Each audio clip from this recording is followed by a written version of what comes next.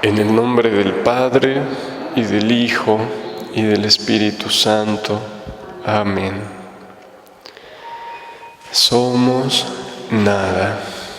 Dios es todo. Padre, te amamos. Continúa, divina voluntad, pensando en nuestras mentes, circulando en nuestra sangre, mirando en nuestros ojos, escuchando en nuestros oídos, hablando en nuestras bocas, respirando en nuestros respiros, palpitando en nuestros corazones, moviéndote en nuestros movimientos, sufriendo en nuestros sufrimientos y nuestras almas, unidas a tu voluntad, sean los crucifijos vivientes inmolados para la gloria del Padre.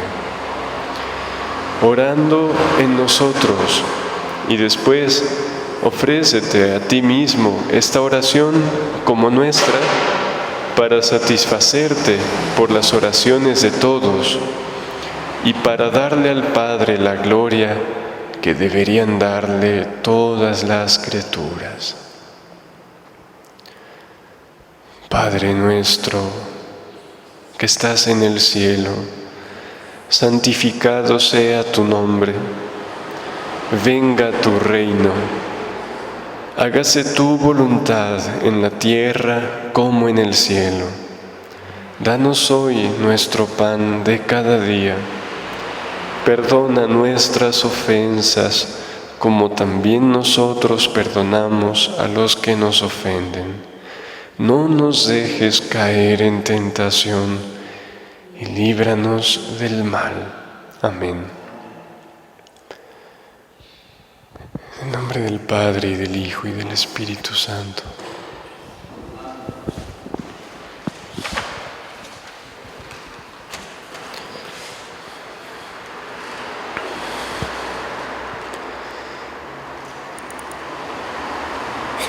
Buenos días.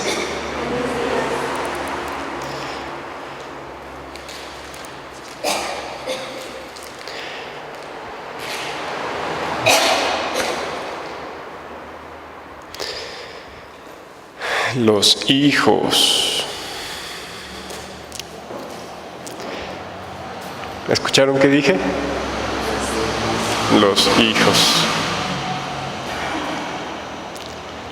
¿Qué piensan inmediatamente cuando escuchan esa palabra? Hijos.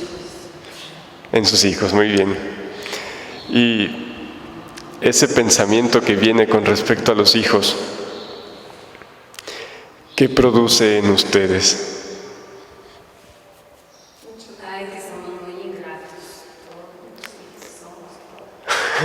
Sí. Dice, ay, pues que somos muy ingratos. ¿A partir de cuándo caíste en la cuenta de lo ingratos que somos como hijos?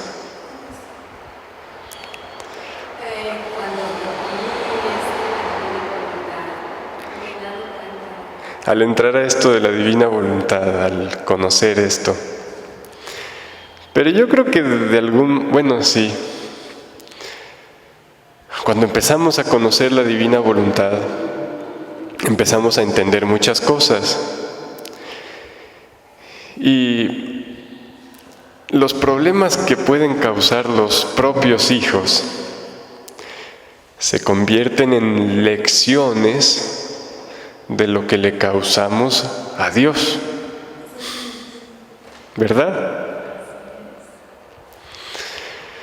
Les preguntaba que escuchar esa palabra, hijos, ¿en qué pensamos inmediatamente? Pues en los propios hijos. ¿Y qué causa pensar en los propios hijos? ¿De verdad causa pura alegría pensar en los propios hijos?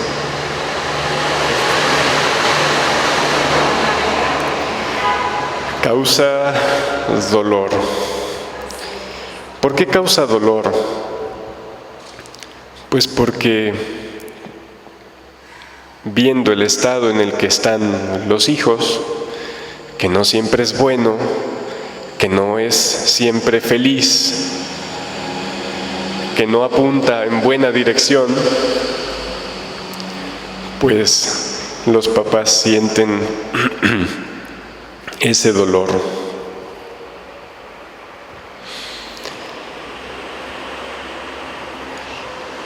Cuando los niños están chiquitos, y chiquitos me refiero cuando todavía casi no caminan, cuando todavía quizás no hablan, o cuando empiezan, pero que están así en esa edad, entre recién nacidos y cuando empiezan a hablar, en ese entonces los niños dan muchas fatigas, pero no dan tristezas. Dan fatiga por todo lo que conlleva cuidar al niño, pero no da tristeza porque es inocente. Tan solo mirarle causa dulzura.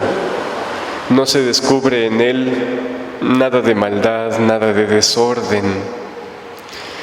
Y se siente un vínculo fuerte de cercanía, de unión con esa criatura, ¿no? Pero ese vínculo, si bien no se rompe totalmente, sin embargo, sí se debilita y sí se produce cierta lejanía, que al parecer crece esa lejanía. Y entonces se tiene hacia los hijos un sentimiento de añoranza. Se recuerdan los dulces amores, la inocente cercanía de cuando era muy pequeño. Pero ese recuerdo, si bien causa alegría, al mismo tiempo causa dolor por el estado actual. Bueno, pues, como decíamos,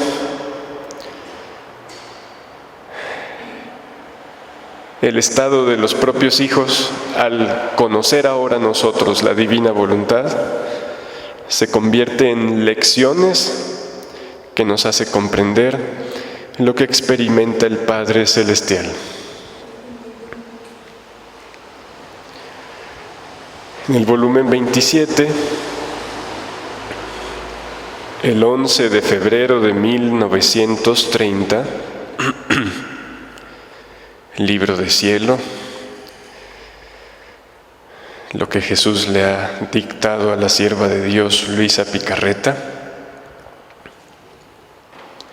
dice Jesús: un hijo lejano no puede formar la alegría de su padre, su sonrisa, su diversión, su familiar conversación. De lejos no se puede jugar juntos, ni sonreír de felicidad. Es más, la sola lejanía rompe el amor y lleva la amargura de no poder gozar de aquel a quien se ama.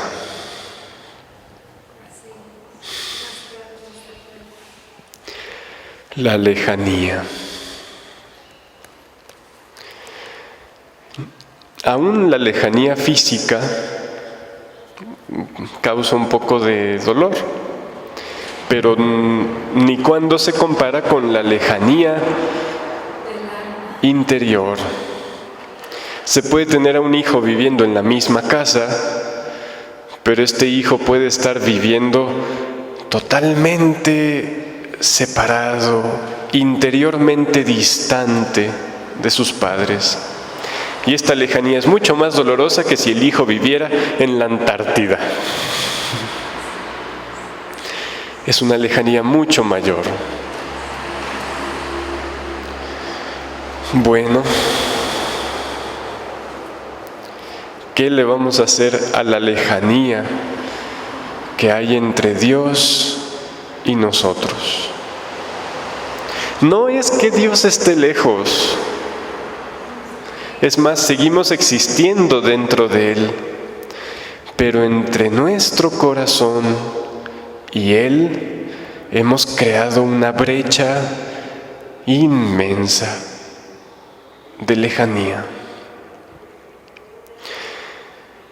Él nos está cerca, pero nosotros hemos creado esta ruptura y este desgarro entre Él y nosotros.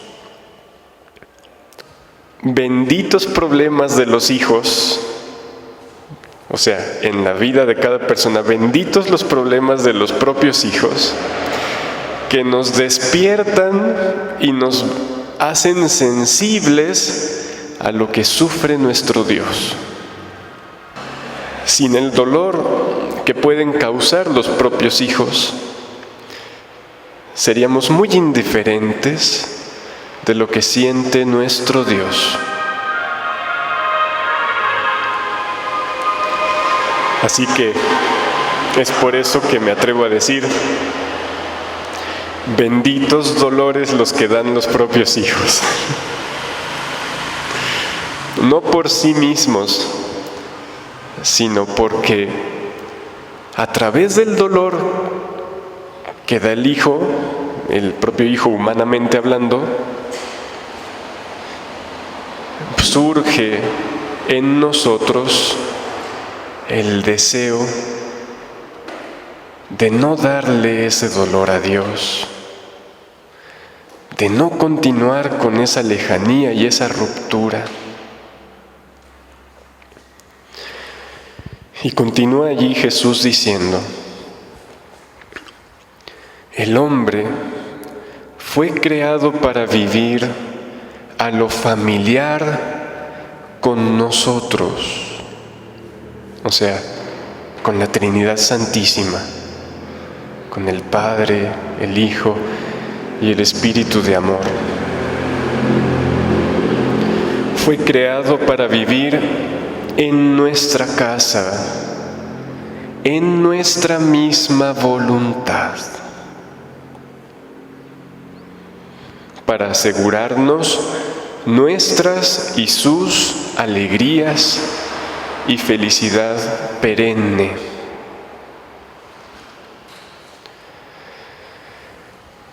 ¿Fuimos creados para qué? Vivir a lo familiar con Dios, porque nuestra familia es la Trinidad. Para vivir en su misma casa, en su misma voluntad. Porque hay familias donde quizá todos los hijos viven en la misma casa, como decía hace rato, donde incluso pueden comer juntos, pasear juntos, pero mientras las voluntades estén divididas e incluso contrapuestas, aquello no es ambiente familiar, aquello no es cercanía. Lo único que puede formar verdadera cercanía es la unión de las voluntades. Y fuimos creados para vivir en la misma voluntad de nuestro Padre. Y eso, como dice aquí, para asegurar las alegrías y felicidad tanto de nuestro Dios como nuestras. Pero ya sabemos la historia, ¿verdad? Eso no... Fuimos creados para eso, pero no vivimos así. Dice, el hombre, nuestro hijo, mientras era feliz en la casa de su padre, se rebeló y salió de su casa paterna, y con hacer su voluntad perdió la sonrisa de su padre, sus alegrías puras.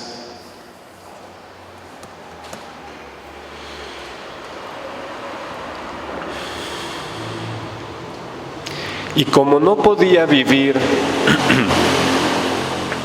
sin el concurso de nuestra divina voluntad, o sea, el hombre no puede vivir, no puede ni siquiera existir sin la voluntad de Dios. Sin embargo, la rechazamos. Pero dice Jesús, como no podía vivir sin el concurso, sí, o sea, sin la... ¿Sin qué? Sin ese acto de la divina voluntad que nos conserva en existencia, que concurre a conservarnos. Dice, la hicimos de padre y le dimos la legitimación de nuestra divina voluntad. O sea, el hombre pierde el derecho, pero es como si Dios le hubiera firmado un documento donde dice, bueno, no lo mereces, lo perdiste, pero te voy a dar un documento como para que puedas seguir existiendo. Algo parecido a lo que Dios hizo con Caín. Recuerdan que Caín mató a su hermano. Y entonces, ¿qué hizo Dios? Le puso una marca en la frente para que nadie lo matara. O sea, Caín se va errante, deja de vivir como hijo. Y Dios hace algo, le pone una marca para asegurarle, aunque sea un cierto grado de bienestar.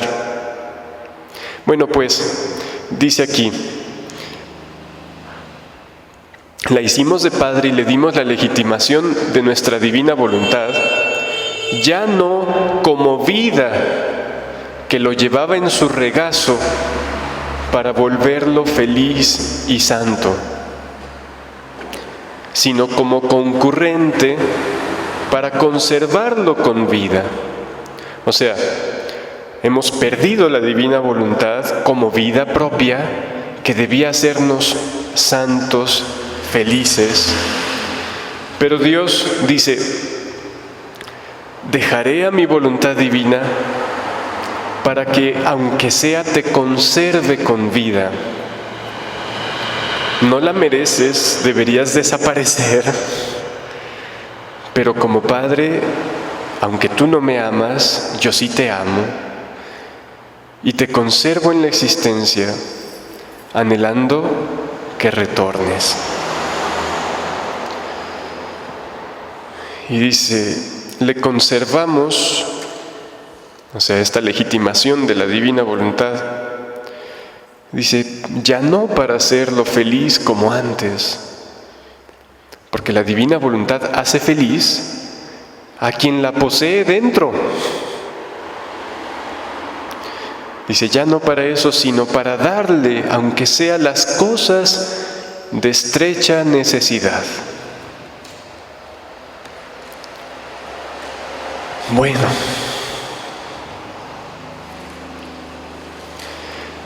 estamos por iniciar el tiempo litúrgico que se llama Adviento. ¿Saben qué significa Adviento?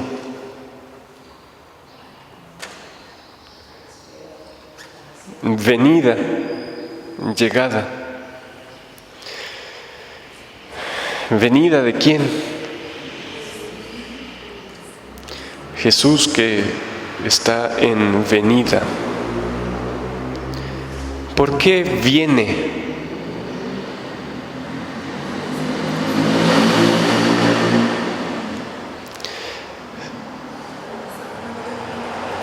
Si yo debo ir a un lugar, es porque no estoy en él.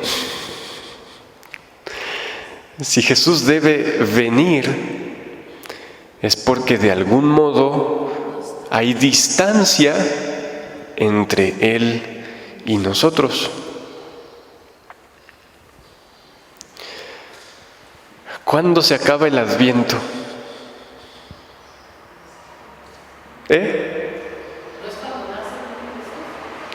Dice mi tía, pues cuando nace Jesús. Todo el Antiguo Testamento fue un adviento, una preparación a su venida. Y vino Jesús. Pero no por eso se acabó la distancia entre el hombre y Dios. De hecho, la iglesia, si ustedes leen, no me acuerdo dónde lo leí, pero en alguno de los documentos de la iglesia, que estamos en un permanente adviento. El Señor permanece viniendo.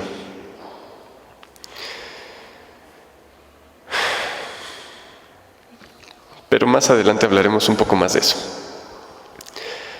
Vamos a leer otra lectura del volumen 20, el 20 de noviembre de 1926. Dice: la divinidad, o sea, Dios, al crear a las criaturas, hace como un padre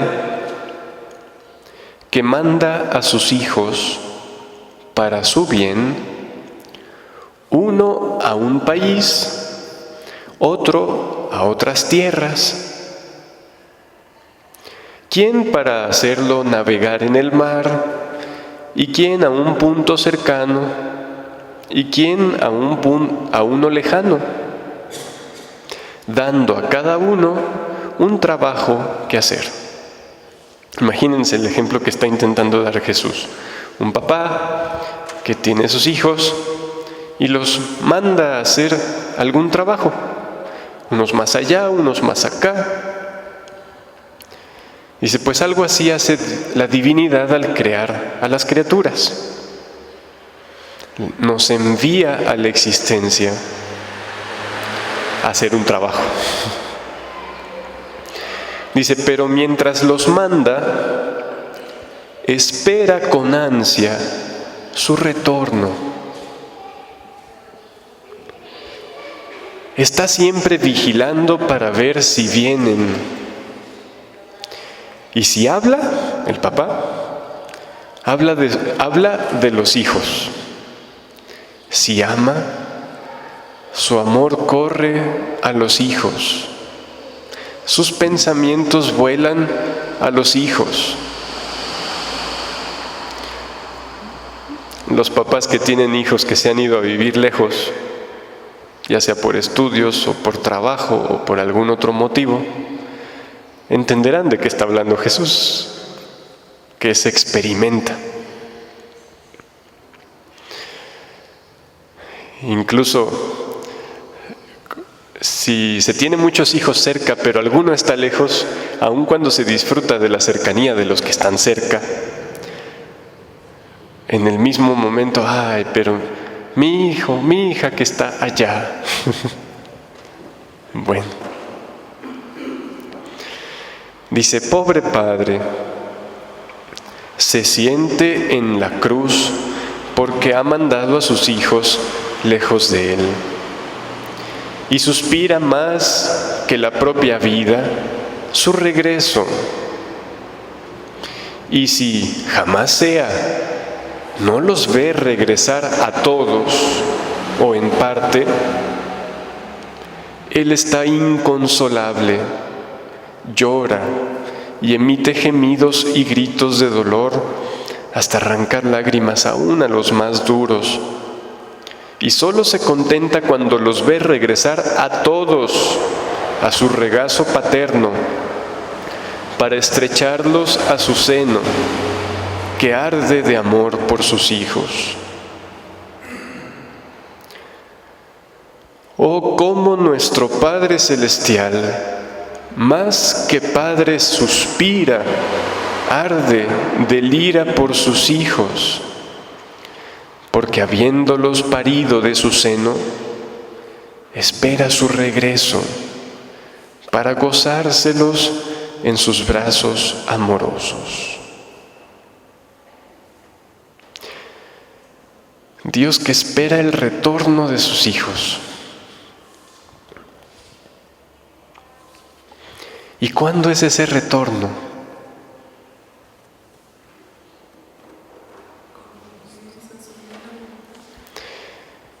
Continúa Jesús diciendo, y es propiamente esto el reino del Fiat Supremo, el regreso de nuestros hijos a nuestros brazos paternos.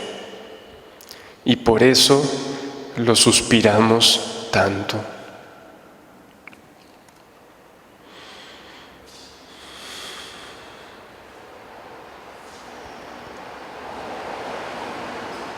¿Ustedes crearon a sus hijos? No. O sea, los padres terrenos, humanos, participan, Dios les da participación en la procreación, pero es Dios quien crea, es Dios quien infunde la vida, el alma, quien hace crecer incluso el cuerpo.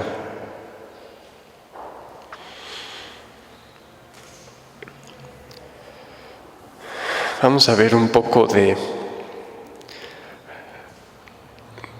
qué sentía nuestro Dios mientras crea al hombre. Iba a decir mientras creaba, pero es que ese acto de amor con el que Dios creó a Adán se repite en el vientre de cada mamá.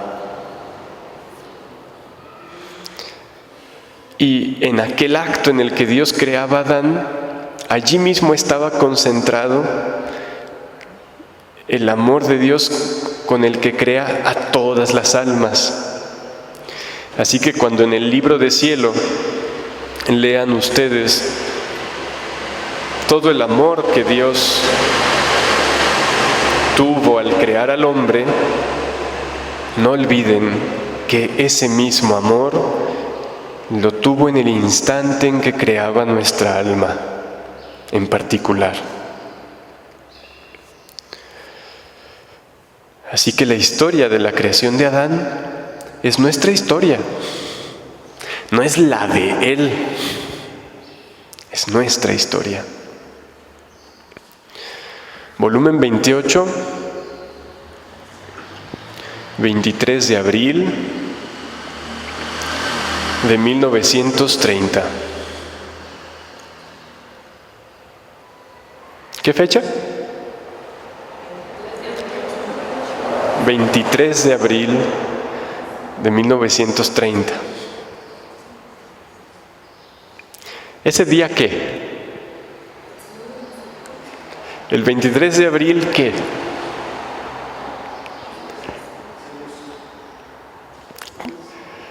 ¿No saben qué se celebra el 23 de abril? Es el cumpleaños de Luisa. Luisa nació un 23 de abril.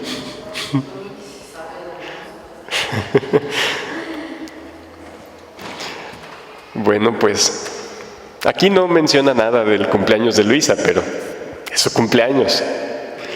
Si Luisa nació en el 1865, para el 1930, ¿cuántos años tenía?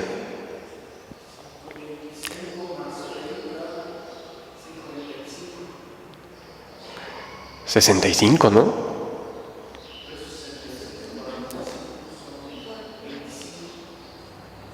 Creo que 65.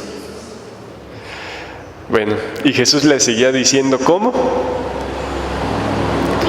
Mi pequeña recién nacida de mi divina voluntad.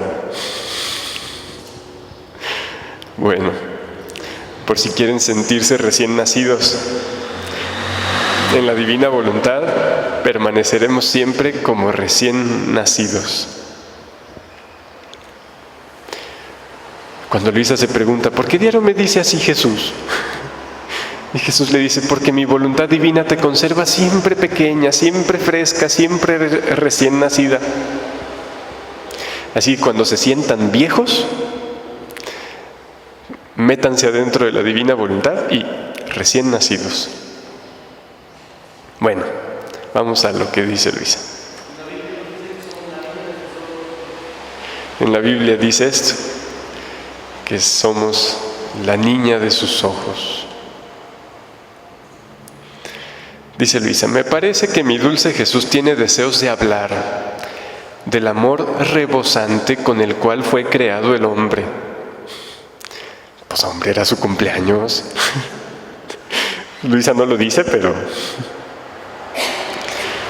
dice, quiere decir su historia como desahogo de su intenso amor para ser compadecido por su pequeña hija y decirle la causa por la que nos ama tanto y el derecho que tiene de ser amado.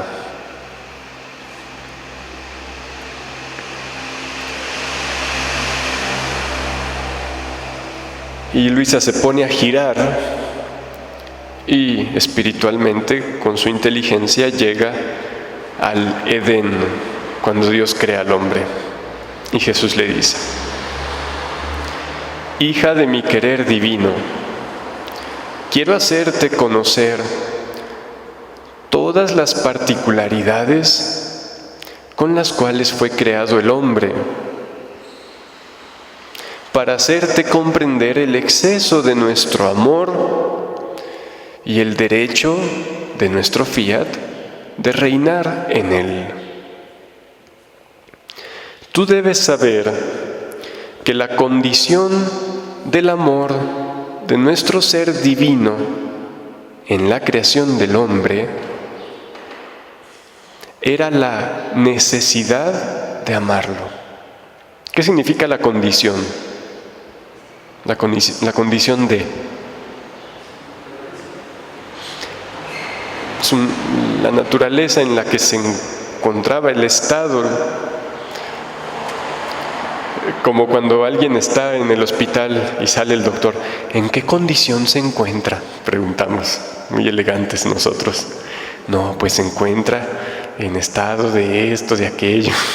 Bueno, igual. ¿En qué condición estaba el amor divino al crear al hombre? ¿Y escucharon en qué condición? Debes saber que la condición del amor de nuestro ser divino en la creación del hombre, la condición en la que estaba, era la necesidad de amarlo.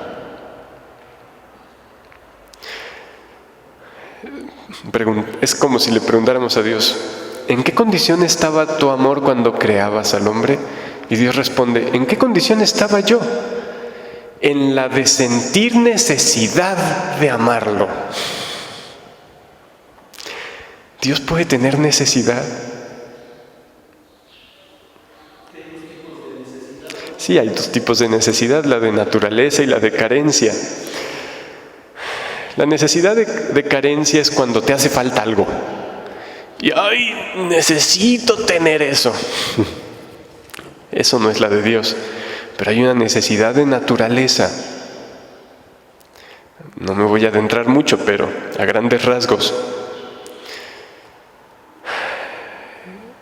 El sol, la luz más bien, la luz, para ser luz, ¿qué necesita? Para ser luz. Una luz que no ilumina, ¿es luz? Para ser luz, ¿qué necesita? Iluminar. Por su misma naturaleza de ser luz, necesita iluminar. ¿Están de acuerdo? No es que le falte algo, sino que por sí mismo, por lo que es la luz, necesita iluminar. Por su naturaleza. Bueno, pues igual Dios, por su naturaleza de ser amor, necesita amar. ¿Se entiende eso? Ok. Eso es, de un modo muy simple, es lo que es la necesidad de naturaleza. Dice, nos encontramos en la necesidad de amarlo. Imagínense a un Dios que está experimentando necesidad de amar. ¿Han visto a los papás agarrar a sus niños chiquitos y casi se los comen a besos y los aplastan? Se está experimentando la necesidad de amar. Bueno, pues así en Dios. Pero imagínense a un Dios en ese estado. Dice, porque todo lo que le dimos no quedó separado de nosotros, sino fundido en nosotros. Tan es verdad que con el aliento le infundimos la vida, pero no retiramos nuestro aliento de aquel creado en él, sino que lo dejamos fundido con el nuestro. De modo que conforme el hombre respiraba, sentíamos y sentimos su aliento en el nuestro. ¿Ustedes sienten en ustedes mismos el respiro de sus hijos? No. ¿Por qué? Porque hay una inmensa diferencia entre un Dios teniendo sus hijos y un humano teniendo sus hijos. Cuando el niño nace, hay un parto. O sea, una especie de partir. Ya no hay esa unidad de que el hijo está dentro de la madre. Sin embargo, en Dios, entre Dios y nosotros, se conserva eso. El respiro que tenemos es su respiro. Y dice aquí, conforme el hombre respira, sentimos en nosotros su respiro. ¿Acaso hay ese grado de unidad entre ustedes y sus hijos? No, claro que no. Eso es solo entre Dios y sus hijos. Y continúa diciendo, si con nuestro fiat creamos la palabra al pronunciarse sobre sus labios, gran don dado a Él desde dentro de nuestro querer divino, esta no quedó separada de nuestro fiat. O sea, nuestro hablar de algún modo sigue vinculado a la palabra de Dios mismo, que es su fiat. Dice, si creamos en Él, en el hombre, el amor, el movimiento, el paso, este amor quedó vinculado con nuestro amor, con nuestro movimiento y la virtud comunicativa de nuestros pasos en sus pies. ¿Sí ven el grado de unidad entre la criatura y el Creador? El amor en la criatura está unido al amor del Creador. Los pasos de la criatura son los mismos pasos de Dios puestos en nosotros. Lo mismo nuestros respiros, nuestras miradas, latidos, pensamientos.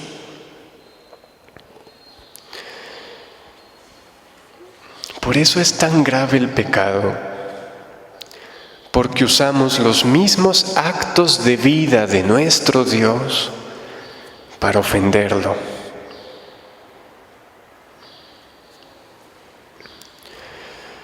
Dice, así que sentíamos al hombre dentro de nosotros, no fuera de nosotros.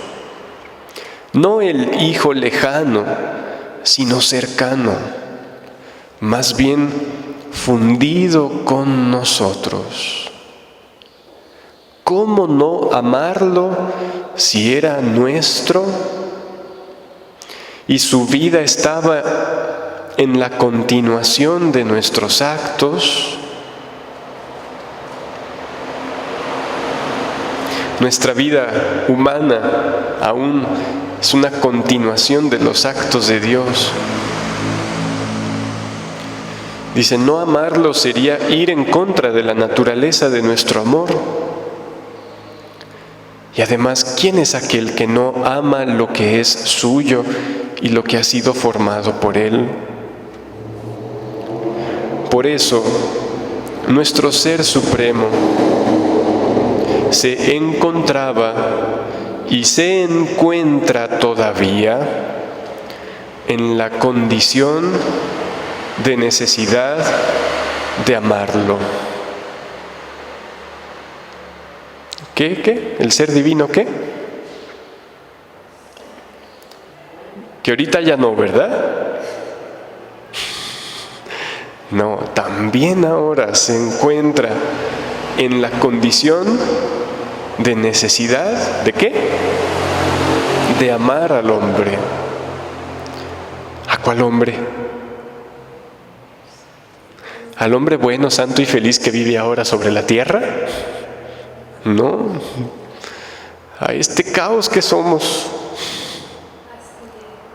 Por eso dice, nuestro amor se encontraba y se encuentra todavía en la condición de necesidad de amarlo, porque el hombre es aún hoy aquel creado por nosotros.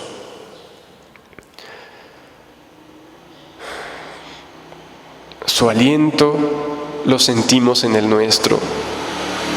Su palabra es el eco de nuestro fiat.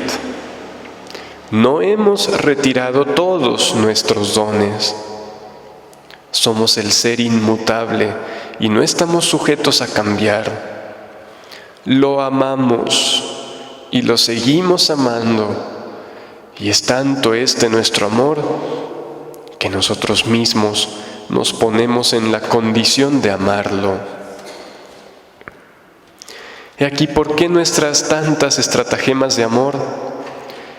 Y el último asalto que queremos darle es el gran don de nuestro fiat, a fin de que lo haga reinar en su alma, porque sin nuestro querer,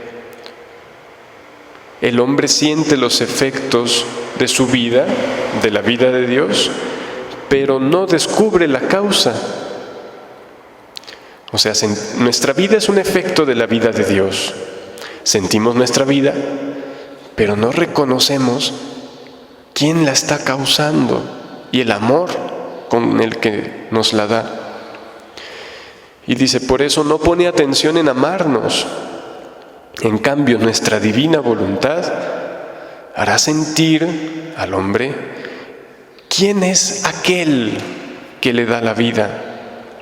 Y entonces también él, el hombre, sentirá necesidad de amar a aquel que es causa primera de todos sus actos y que tanto la ama.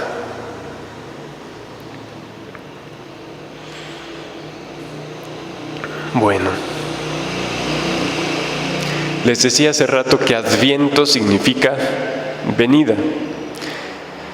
O sea, es el tiempo de preparación a la venida de Jesús. ¿Por qué vino Jesús? Les decía, cuando vamos a algún lugar es porque pues no estamos allí. Bueno, si Jesús debe venir, es porque de algún modo el hombre se ha distanciado y Él debe venir. Bueno, vamos al volumen 26, el 16 de mayo de 1929.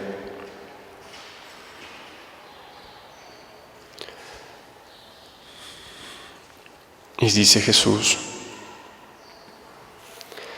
si tú supieras, hija mía, el ímpetu de amor que siento, porque quiero establecer el reino de mi divina voluntad sobre la tierra.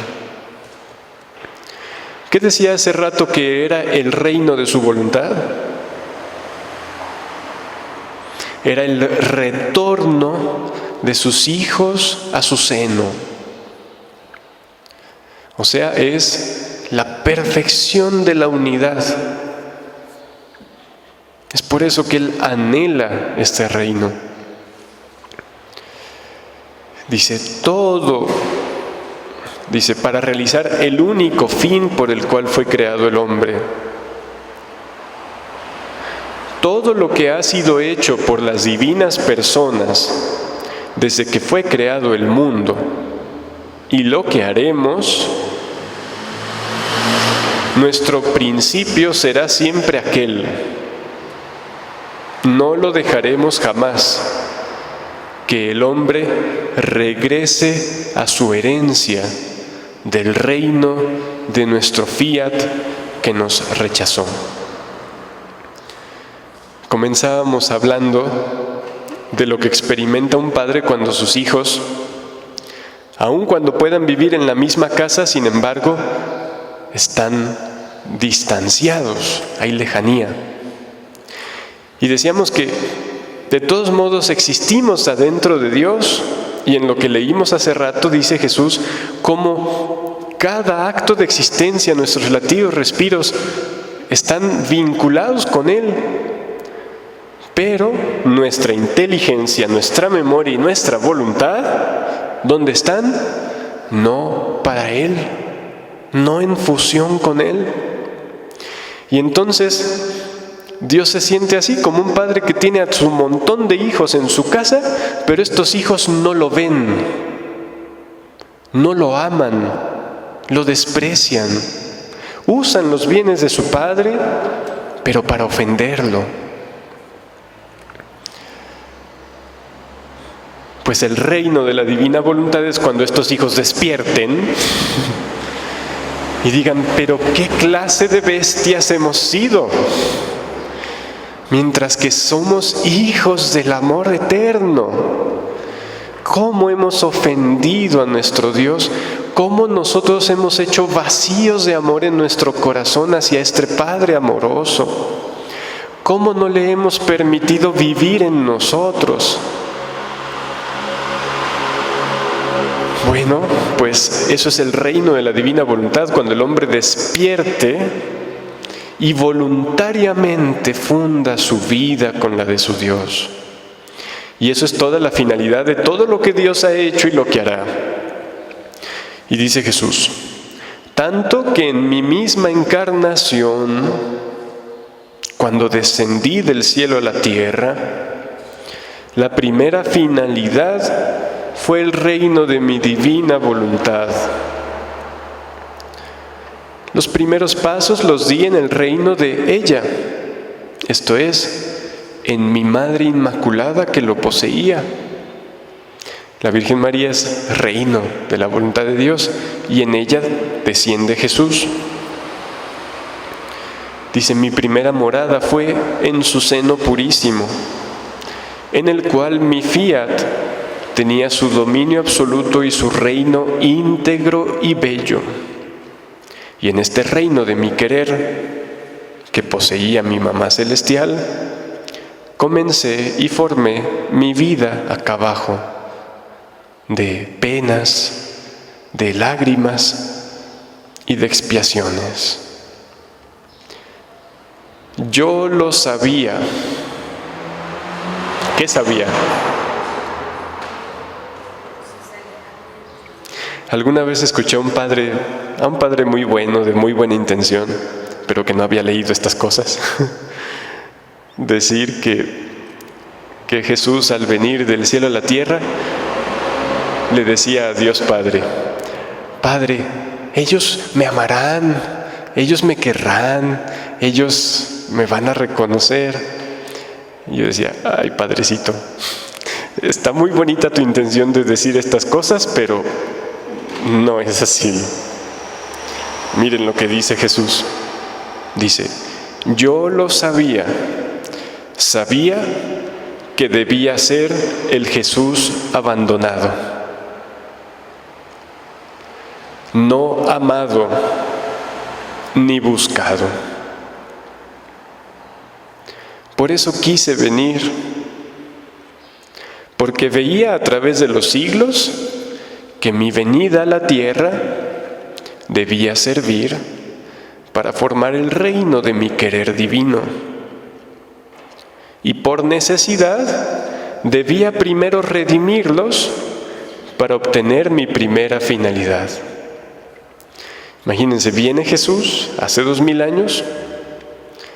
Él sabe que no será suficientemente reconocido ni amado y se contenta con vivir aquí siendo ofendido, llegado incluso a ser matado.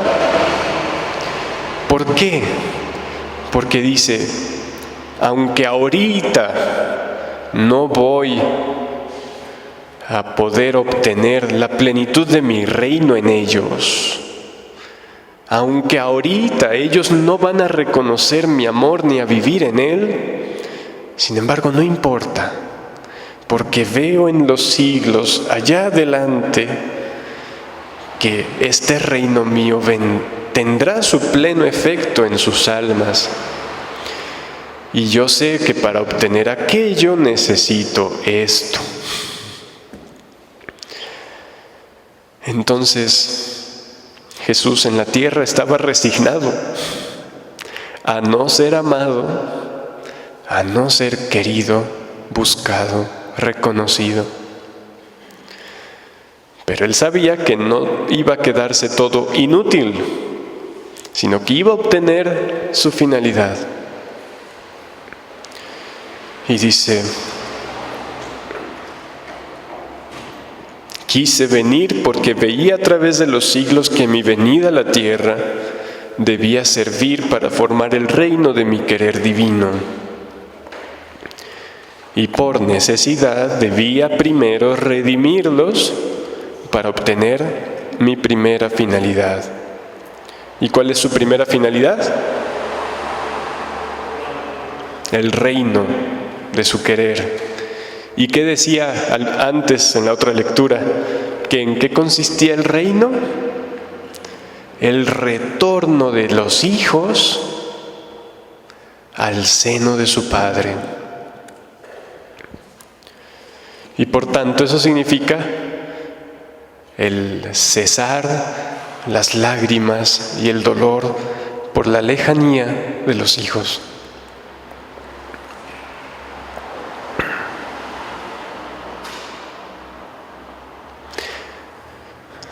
¿Dónde iba?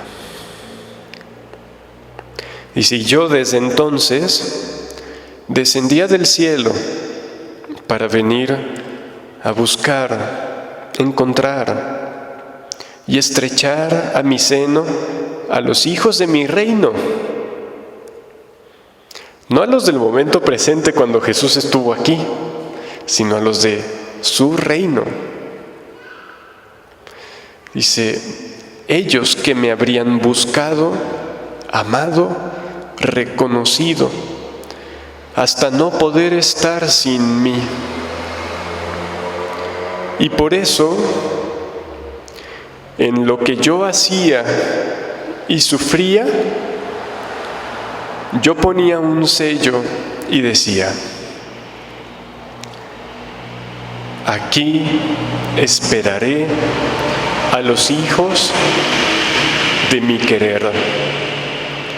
Los abrazaré, nos amaremos con un solo amor, con una sola voluntad.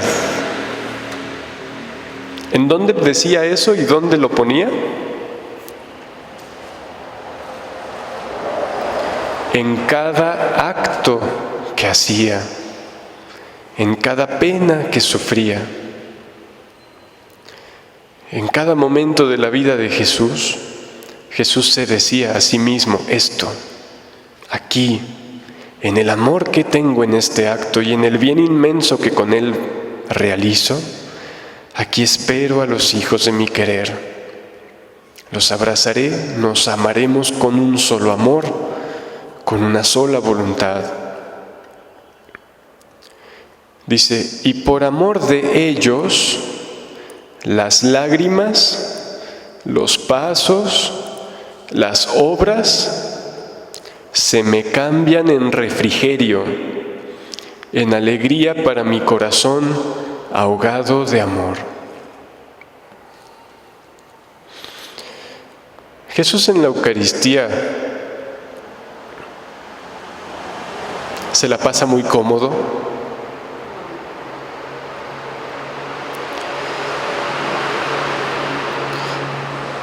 No, todo lo que pasa a la humanidad lo resiente Él.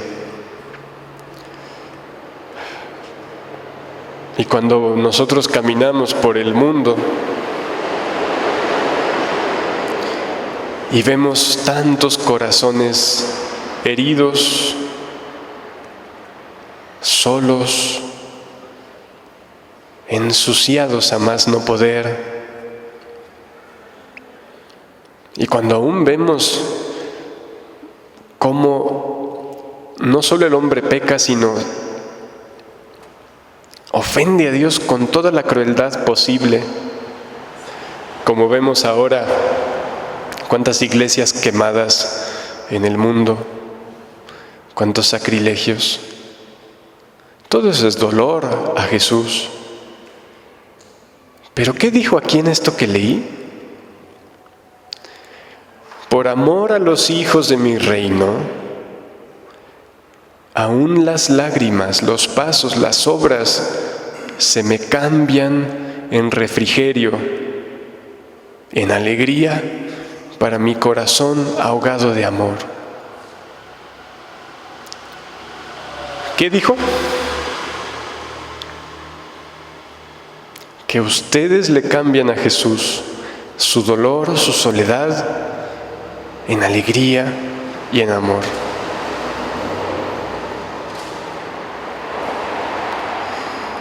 Dice: hija mía, ¿no sientes tú misma que no puedes estar sin mí? Y cuando lean en el mundo estos escritos, quedarán maravillados al oír la larga cadena de mis gracias, mis cotidianas visitas y por tanto tiempo, lo que no he hecho a ningún otro, mis largas conversaciones que he tenido contigo, las tantas enseñanzas que te he dado y todo lo que debía servir al reino de mi divina voluntad. Mientras le daba ojeadas al libro de cielo, estaba leyendo ciertas partes de los primeros volúmenes. ¿Saben por qué Luisa quedó en cama?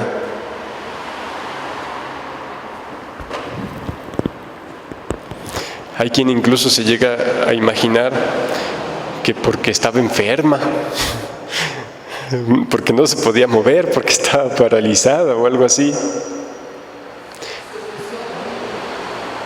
Ella quedó en cama porque Jesús quería que estuviera en cama. ¿Pero por qué? ¿Por qué Jesús quería que estuviera en cama?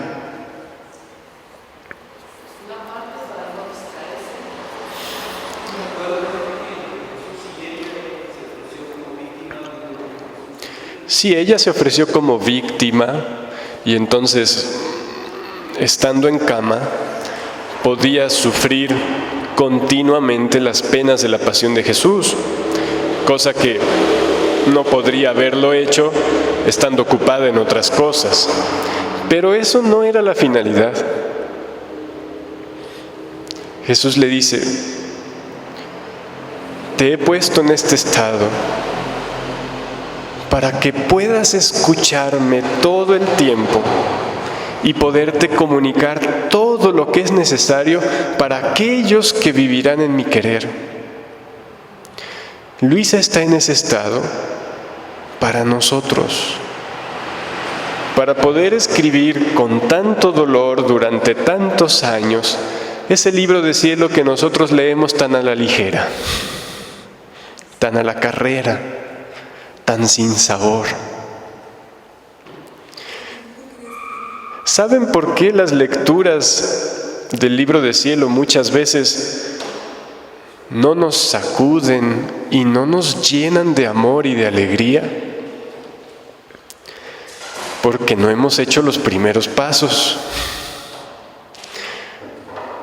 como es el vaciarnos de nosotros. En esa medio reojeada que le daba mientras buscaba estas lecturas, leía todo lo que Jesús le pidió, cómo Jesús le insistía en no poner su corazón en las cosas humanas y materiales, en las personas. Como le decía, quiero que tengas por basura todo lo que es terreno. Y yo pensaba, ¿a cuántas cosas todavía estoy apegado? ¿En cuántas cosas todavía tengo mi delicia y mi esperanza, que no son Jesús? Jesús más adelante le dirá que Él ciertamente creó todo para nuestra alegría, para nuestra felicidad. Dice, cuando veo que el alma encuentra solo en mí toda su alegría y su contento, entonces ya no hay problema si disfruta de las cosas, porque ya no está poniendo en ellas su corazón. Ya no está poniendo esas cosas en lugar de mí, sino que las usa como simples medios para recibir mi amor y para amarme. Pero ya llegamos a ese lugar. ¿De veras ya no ponemos nuestro corazón en las cosas, en la ropa, en los adornos, en las fiestas? Insisto, lo que Dios pretende no es que no gocemos de las cosas, pero es que nosotros ponemos todo eso en lugar de Él. Y haciendo así, jamás podremos recibir toda la alegría que encierra la vida divina en cada palabra del libro de cielo. Así que, si no sentimos esa alegría, ese desbordamiento de amor, de querer corresponderle al Señor en cada cosa que dice en el libro del cielo, es porque estamos intentando estudiar universidad, brincándonos kinder, primaria, secundaria. No hay problema en que leamos, pero de vez en cuando no de vez en cuando, siempre es necesario recordar aquellas primeras lecciones que Jesús hizo con Luisa, ese proceso de desapego. Así que siempre es bueno recordar y estar atentos. ¿Dónde está mi corazón? ¿Dónde está mi mente? ¿En dónde lo he puesto? ¿Qué ocupa mis deseos continuamente? ¿Cuáles son esos platos de lentejas a cambio de los cuales he cambiado el vivir como hijo de su querer?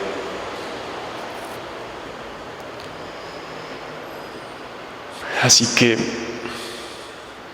estamos por iniciar el Adviento, pero aunque no lo estemos, en cualquier fecha del año, es momento para hacer espacio a Jesús, para hacer cesar ese llanto y ese dolor de Jesús, porque hay lejanía entre Él y nosotros.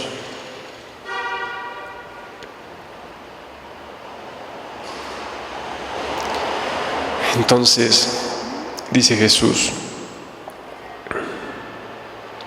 sentía la necesidad irresistible de reemprender y rehacer contigo todas las conversaciones, de comunicarte las gracias, las enseñanzas que habría dado a Adán inocente si no hubiera rechazado la preciosa herencia de mi fiat.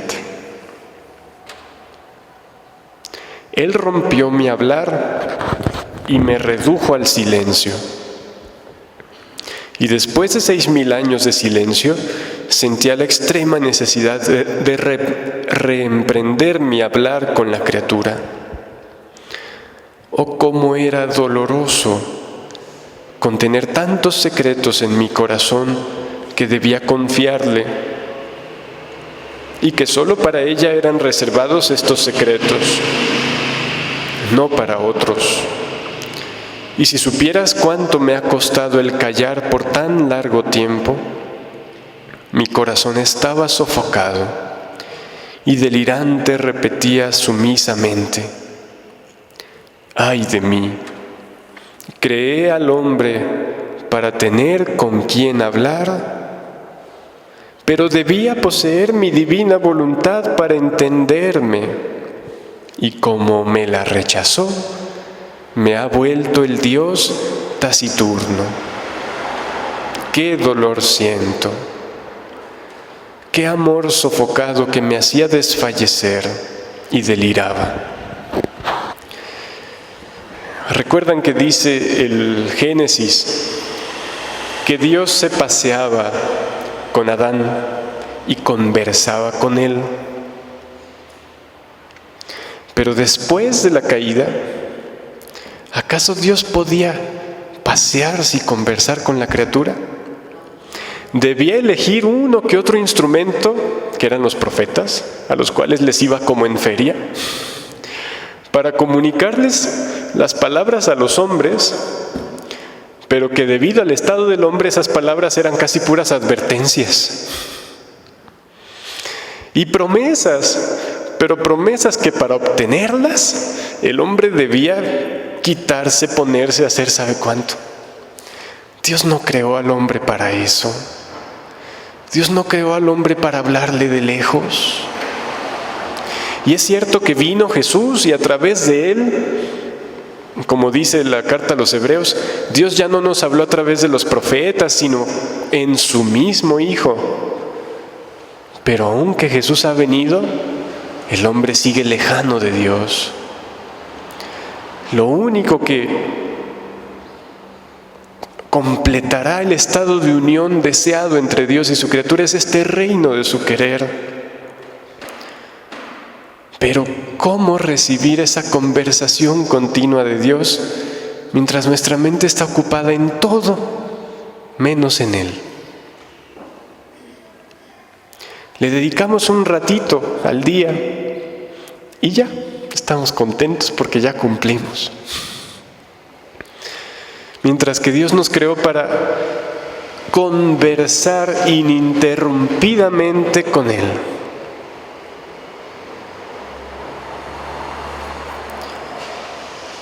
Pero ¿cómo hablas tú con una persona cuando vas caminando con alguien y tú estás intentando decirle cosas muy importantes y la persona está viendo para allá y está viendo para allá y de vez en cuando voltea y dice: ah, aquí vienes, qué bien, qué bueno que vengas conmigo, pero deja seguir observando y sigue viendo allá? Así como se habla, pues es igual. Jesús no puede comunicar a nuestro corazón la inmensa alegría que encierra su voluntad divina, porque nuestra mente y nuestra voluntad están en todo menos en Él. Y aunque leamos, nuestro corazón está no sé dónde más.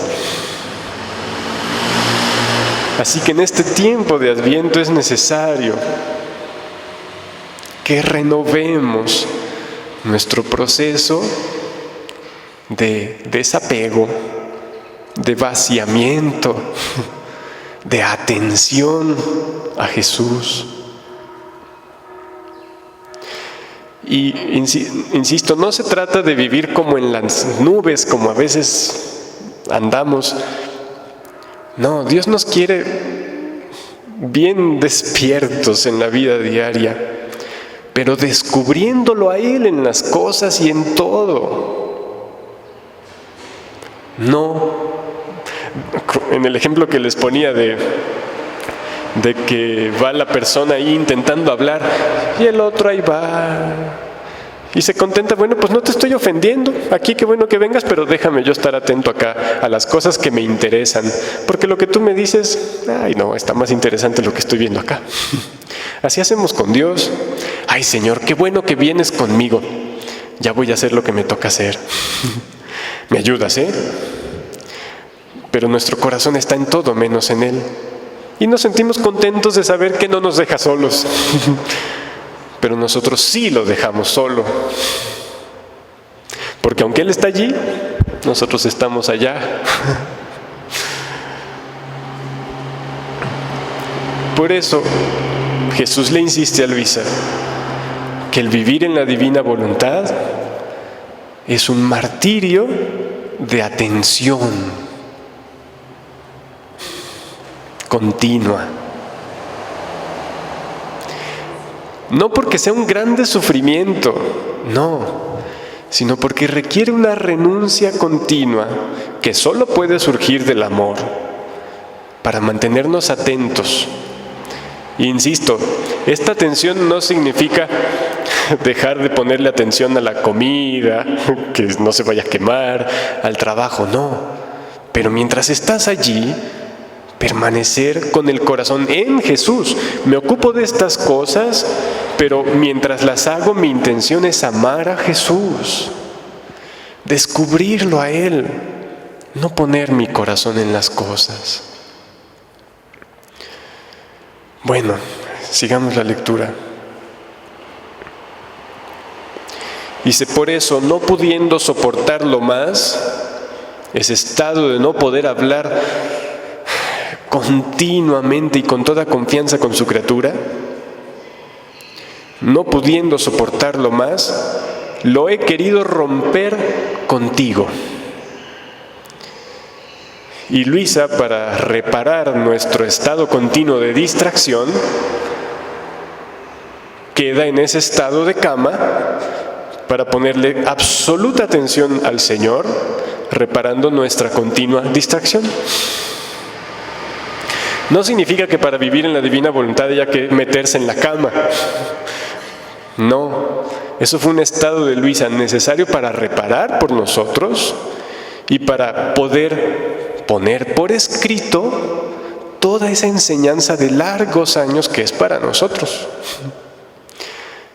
Enseñanza que Dios debía haber dado a todas las criaturas si no hubieran jamás pecado, que debía dar en cada instante.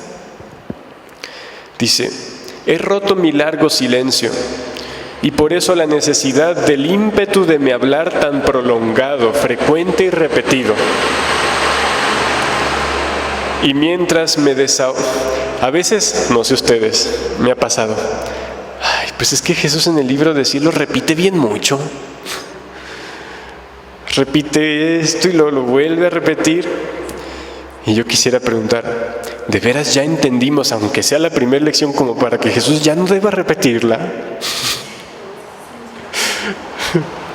Y además, sí, repite, pero siempre añade algo más. Dice, y mientras me desahogo contigo en el decir, siento como si ahora estuviese dando principio a la creación. O sea, porque está hablando con Luisa lo que debió haberle dicho a Adán. Dice, por eso siento como si estuviera dando principio a la creación.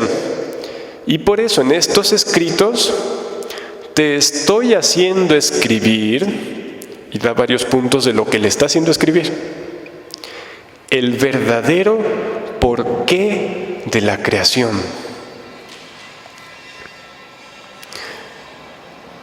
Cuando veamos a nuestros hermanos en el mundo, haciendo dinero, viajando, en esto, en aquello, sin entender ni el mínimo por qué existimos. Menos para qué de toda la creación. ¿Qué vida es esa? Así que mientras leemos, Jesús nos hace entender el verdadero porqué de la creación. Pero no solo de la creación material, de tu creación. Dice, los siguientes puntos de qué le está haciendo escribir.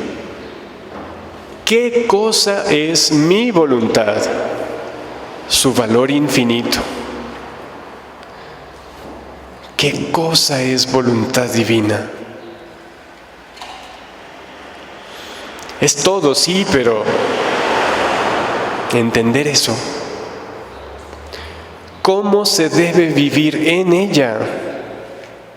Si entendiéramos qué cosa es esa voluntad divina, no anhelaríamos otra cosa que vivir en ella.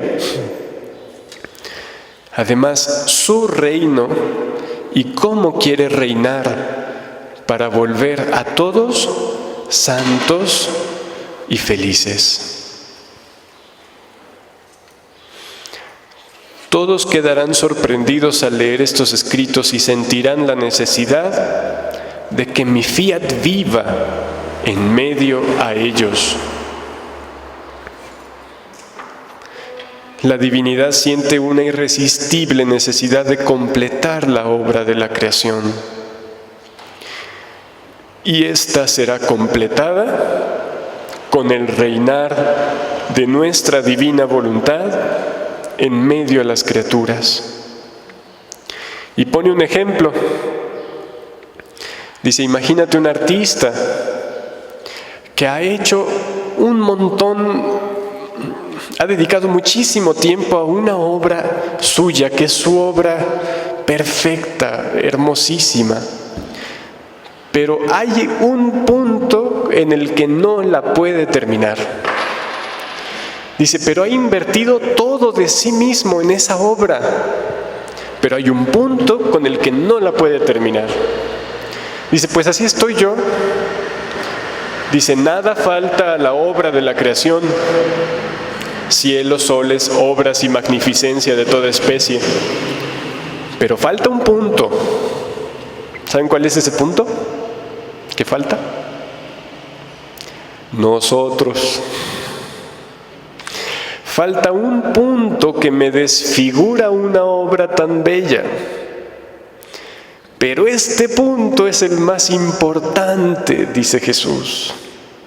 Es la pincelada más bella, es el color más vivo que falta a la creación. Un punto. Pero ese punto es la finalidad. Dice, todos y todo viven en mi fiat. Se refiere a las cosas creadas. Pero un punto de ella, esto es, la familia humana, está fuera de mi querer, fuera de mi reino y vive infeliz. Vive infeliz. ¡Qué dolor! Hay lugar para todos en mi querer, no obstante, hay quien vive fuera. O cómo nos la desfigura y la vuelve incompleta. ¿Y qué cosa no haremos para verla completa?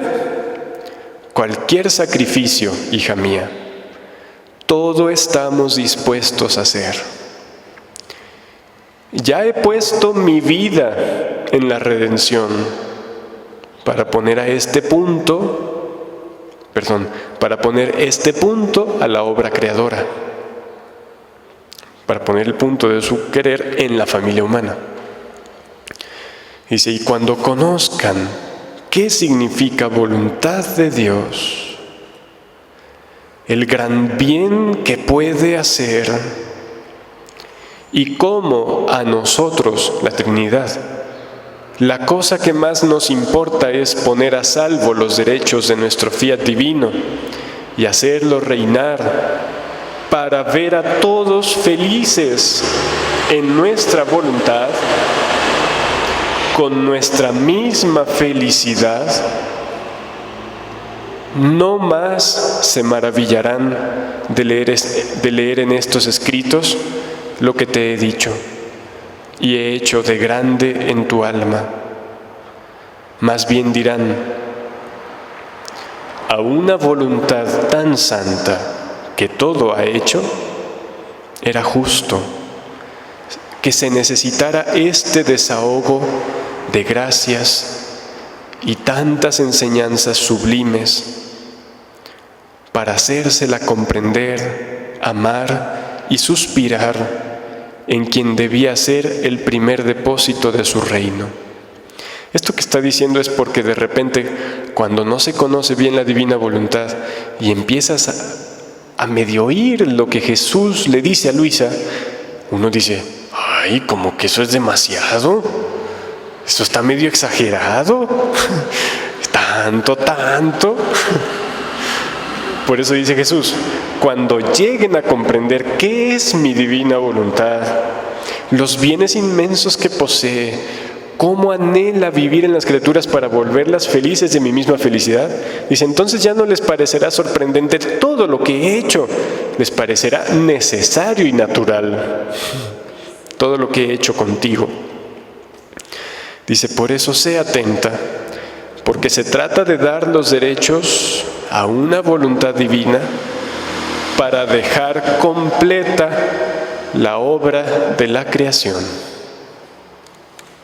Bueno, acabamos de llegar del retiro que hubo en Texas, que fue internacional.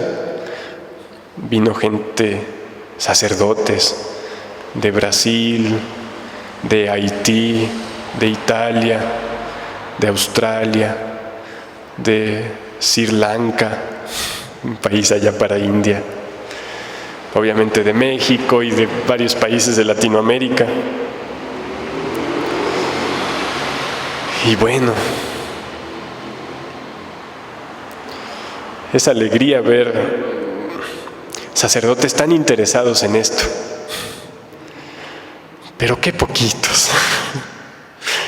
O sea, ya hay muchos en el mundo, pero pensando en que para eso fue creada la humanidad, por más muchos que seamos, somos siempre poquitos. Pero bueno.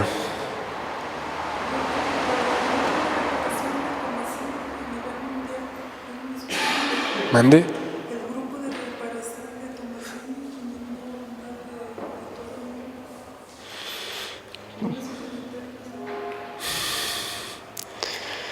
Pero bueno,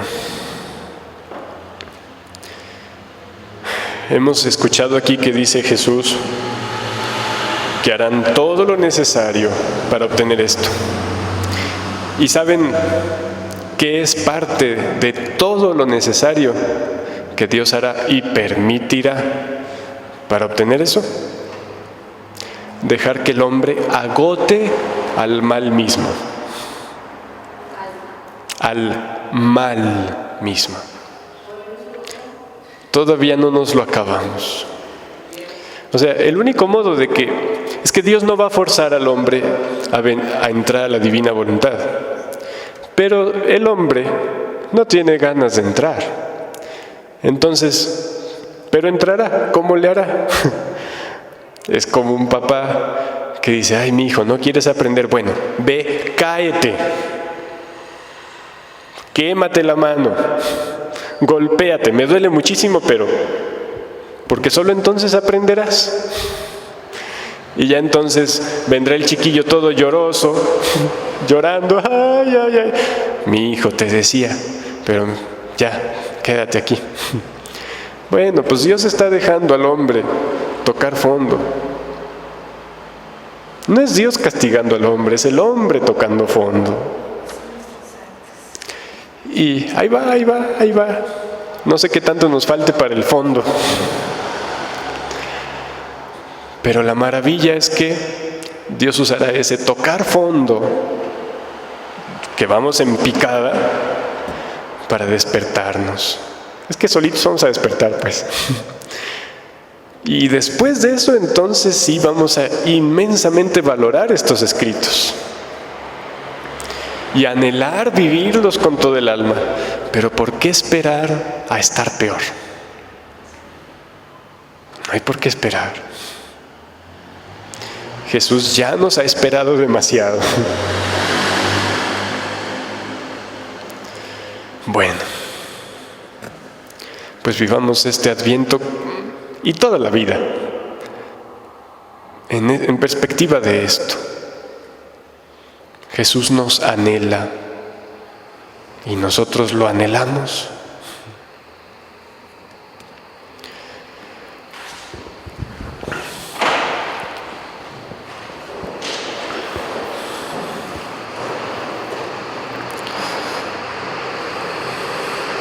Jesús,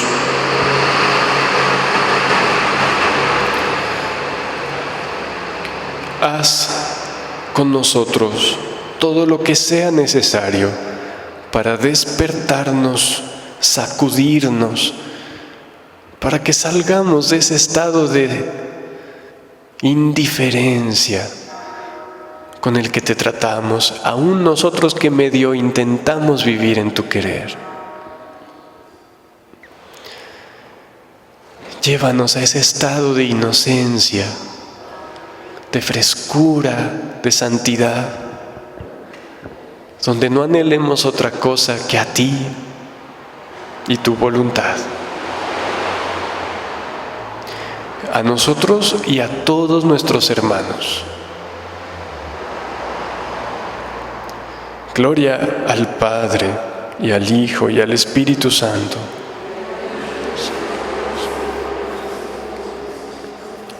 En la voluntad de Dios, sí.